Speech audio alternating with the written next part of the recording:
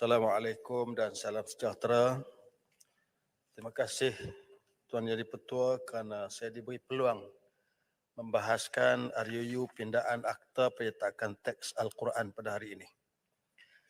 Tuan Jadi Petua, pindaan terhadap akta ini hadir ketika isu kalimah Allah sedang hangat dibahaskan dan menjadi polemik dalam masyarakat. Bila menyebut tentang teks Al-Quran dan kalimah Allah, maka harus diingat bahawa kalimah Allah diulang sebanyak 2,702 kali di dalam Al-Quranul Karim.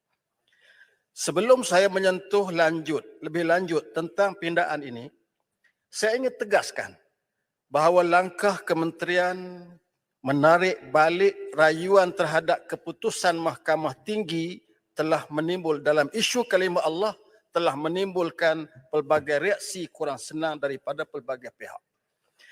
Ia tidak berkisar isu rampasan terhadap cakera padat oleh pihak kastam lagi.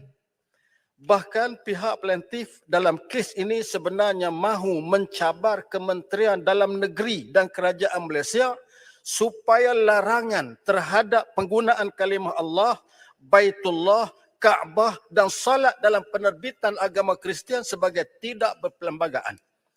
Menyedari keputusan Mahkamah Tinggi pada 10 Mac 2021 mempunyai implikasi yang besar dalam memelihara kesucian kalimah Allah, kerajaan ketika itu di bawah pimpinan Yang Berhormat Paguh yang ada dalam Dewan ini telah memfailkan notis rayuan ke Mahkamah Rayuan dan keputusan merayu ini diambil 2 hari selepas penghakiman daripada Mahkamah Tinggi. Perkara ini menggambarkan keseriusan kerajaan ketika itu mempertahankan kalimah Allah dan memastikan lunas perundangan tidak diceroboh. Yang Berhormat Pokok Ya. Bahagian mana yang anda bahas ni? Saya sebut tadi adalah Al-Quran, teks Al-Quran menyebut berulang kali kalimah Allah. Baik. Jadi saya kaitkan itu. Terima kasih, ini betul. Ironinya kerajaan yang bangga melaungkan slogan madani penuh dengan langkah tempang. Keputusan tidak merayu telah diputuskan pada 18 April 2023 lagi tanpa sebarang pemakluman awam dilakukan terhadapnya. Apakah kerajaan sengaja menyembunyikan isu ini kerana takutkan bantahan umat Islam terhadapnya? Saya melihat seolah-olah pihak menteri sendiri tidak benar-benar memahami implikasi daripada tindakan yang diambil tersebut. Pertama, tidak ada keseriusan dalam keputusan yang diambil selepas sekadar menghantar nota jamaah menteri, bukan sebaliknya memorandum untuk dibahaskan oleh kabinet secara lumat. Pokok senang. Yang kedua. Kalau kerau. Ya, masa tak banyak. Sikit. Okey. Terima kasih Pokok senang. Saya nak ingin mendapat pendapat daripada Pokok senang. Kenapakah langkah tergesa-gesa dibuat oleh pihak kerajaan madani untuk menarik balik tanpa merujuk kepada pihak-pihak yang berkaitan secara langsung dalam kes rayuan yang disebut oleh Pokok senang tadi? Terima kasih. Setuju tadi betul, masukkan dalam ucapan saya. Yang kedua, keputusan tidak meneruskan rayuan ini juga tidak melibatkan libat urus yang sempurna. Seperti yang disebut tadi. Tiada perundingan dengan golongan pemegang taruh utama maupun institusi diraja sedangkan pendirian sultan-sultan telah jelas dalam isu ini. Yang ketiga, pihak Majlis Agama Islam Negeri Selangor, Majlis Agama Islam Wilayah Persekutuan serta Majlis Agama Islam Negeri Kedah tidak dilibat urus dalam keputusan yang diambil sedangkan mereka juga terlibat sebagai sahabat mahkamah di peringkat Mahkamah Rayuan. Persoalan utama yang menjadi pertikaian ketika ini ialah adakah terdapat desakan di sebalik tabir dalam isu ini. Apa yang jelas di sini adalah kerajaan Anwar telah gagal mempertahankan aspirasi umat dalam isu ini. Tuan Yang Di-Pertua, kalimah Allah ini sendiri bersifat alami.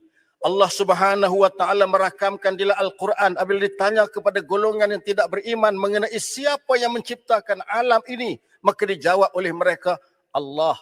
Itu yang dinyatakan Allah di beberapa tempat, contohnya dalam surah Luqman ayat 25, wala in sa'altahum man khalaqas samawati wal ard la yaqulunna Allah. Dalam masa yang sama, kalimah Allah ini bersifat khususi.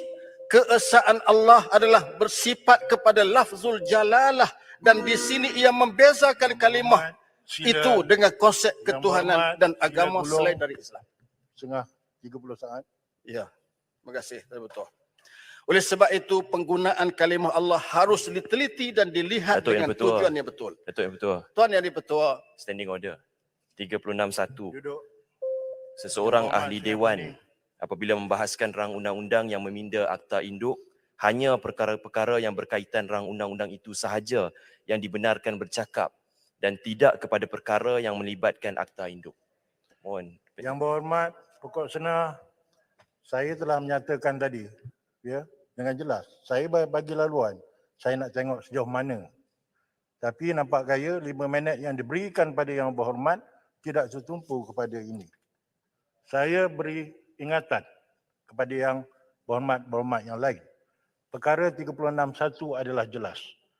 Kita laksanakan tugas kita di dalam dewan ini sebagaimana peraturan.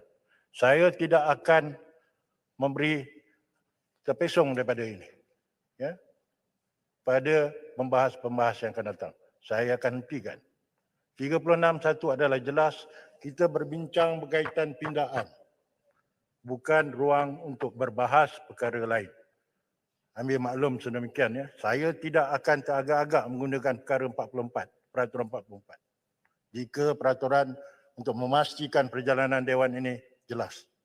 Sekian, 30 saat. Sila guru.